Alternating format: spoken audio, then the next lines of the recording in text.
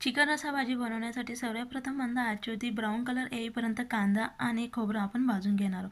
भाजलेलं साहित्य मिक्सरच्या भांड्यामध्ये काढून त्यामध्ये आलं, लसूण, टोमॅटो अगदी थोडंसं पाणी घालून त्याचं वाटण तयार करून घ्यायचं. साईडला कढईमध्ये तेल गरम करून ह्या पद्धतीने आपण तेल सुटेपर्यंत हा मसाला भाजून घ्यायचा.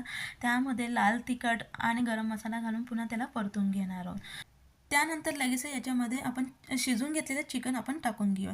चिकन मी कुकरमध्ये 1 चमचा तेलामध्ये जिरे, मोहरी घालून आपण त्याला व्यवस्थित चिकनला परतून घेतले. चवीनुसार मीठ, हळद घालून मंद आचेवरती 3 शिट्ट्या करून आपण ह्या पद्धतीने चिकन हे शिजवून घ्यायचं.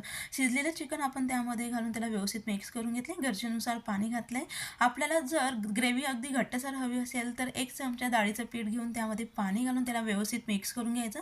मिक्स करून झाल्यानंतर ते पाणी आपण ह्यामध्ये घालून त्याला व्यवस्थित मिक्स करून घ्यायचं. बघू शकाल अगदी छान अशी आपली चटपटीत मंद आचेवरती 3 ते 4 मिनिटं आपण हिला पुन्हा तरी शिजवून घेतले. अगदी परफेक्ट